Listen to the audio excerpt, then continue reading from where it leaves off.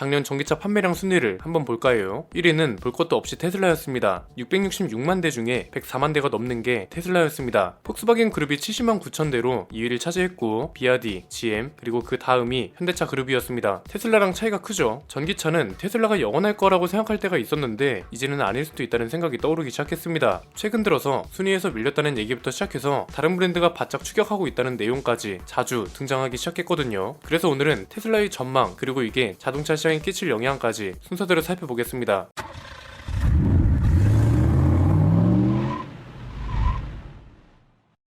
테슬라의 위기라는 말이 자주 등장하기 시작했죠. 최근에 나온 기사들을 보면 한국에서 판매량이 급감했다는 내용이 많습니다. 그런데 사실 판매량 자체는 객관적인 자료가 안 될 수도 있습니다. 왜냐하면 이게 논란이 좀 있거든요. 수요는 엄청난데 테슬라가 공급량을 조절해서 판매량이 어쩔 수 없이 적은 거라는 반박이 대표적입니다. 이게 어떤 자료를 보느냐에 따라 해석이 달라질 수 있는데요. 저는 판매량 자료보다도 이걸 먼저 보는 게 이해하기가 쉽겠더라고요. 이게 뭐냐면 테슬라 가격 변동을 나타낸 그래프입니다. 모델 3는 1년 새에 1,400만 원이나 올랐고 모델 Y 롱레인지도 1,400만원, 퍼포먼스 모델은 1,200만원 수준이 올랐습니다. 이건 올해 3월 기준이고 7월 기준으로도 한번 볼까요? 작년 2월하고 올해 7월을 비교한 건데 모델 3는 최대 2,000만원 정도 올랐고요. 모델 Y는 2,500만원 넘게 올랐습니다. 쉽게 말하면 이런 겁니다. 원래 모델 3 롱레인지 모델 가격이 5,990만원이었습니다. 그래서 모델 3가 처음 출시될 때 어떤 이미지였나요? 보급형 전기차였죠. 실제로 모델 3 등장 이후에 전기차 보급량이 크게 늘었습니다. 그런데 보급형이라 불리던 그 차가 이제는 8,500만원이 됐습니다. 6천만원이던 차를 이제는 8,500만원을 주고 사야 한다는 거죠. 여기서부터 문제가 발생합니다. 첫 번째는 5년 전과 지금은 상황이 너무 다르다는 겁니다. 자, 만약 테슬라를 대체할 만한 차가 없었으면, 그러니까 현대차를 비롯한 다른 전기차들이 5년 전 수준이었다면 테슬라의 전망은 밝았을 겁니다. 그런데 이제는 그렇지 않죠. 다른 브랜드 전기차들도 500km가 점점 평균 주행거리가 되기 시작했고 가격대도 다양해지고 있습니다. 이 말은 선택지가 다양해진다는 거고, 선택지가 다양해진다는 건 테슬라를 대안할 만한 차들이 많다는 거죠. 만약 테슬라가 완벽했다면 다른 브랜드를 견제할 필요가 없습니다. 그런데 테슬라는 장점과 단점이 굉장히 뚜렷한 브랜드입니다. 장점은 소프트웨어 경쟁력, 여기에는 자율주행 기술도 들어가고 수준 높은 OTA 서비스도 포함될 겁니다. 그런데 단점은 뭔가요? 만듦새죠. 풍절음, 승차감, 단차 이런 것들을 지적받아 왔습니다. 얼마 전까지만 해도 테슬라는 이런 것들을 모두 감안하고도 탈만한 차였습니다. 약간 애플 같은 거죠. 갤럭시보다 접근성이 별로이긴 한데 에어드롭처럼 기기별 호환성이나 보안 같은 게 뛰어나니까 갤럭시 대신 사는 사람이 많은 거죠. 그런데 이제는 경쟁자가 너무 많아졌습니다. 국내에선 현대차, 기아, 제네시스 같은 브랜드가 대표적입니다. 해외에서는 폭스바겐, 아우디, 벤츠, BMW, 포드, 쉐보레, 캐딜락 이런 브랜드 모두 경쟁 상대가 됩니다. 기존 완성차 회사들의 강점은 뭔가요? 전기차 기술력 자체는 테슬라가 앞서 있지만 자동차를 만드는 기술력은 기존 회사들의 출발에 압도적입니다. 그러니까 전기차를 기준으로 보느냐, 자동차를 기준으로 보느냐에 따라 평가 기준이 달라졌다는 거죠. 그런데 이제는 모든 제조사들이 완벽에 가까운 전기차를 만들기 시작하면서 전기차와 자동차의 경계도 슬슬 깨지기 시작했습니다. 테슬라 판매량만 보면 확실히 성장세가 압도적입니다. 그렇다고 다른 브랜드 성장세도 무시할 수 없다는 겁니다. 당장 중국 전기차만 봐도 어떤가요? 불과 1년 새의 성장폭이 크죠. 문제는 중국뿐만 아니라 다른 브랜드 역시 전기차에 집중적인 투자를 하고 있다는 거고, 이건 테슬라가 분명히 견제할 필요가 있습니다.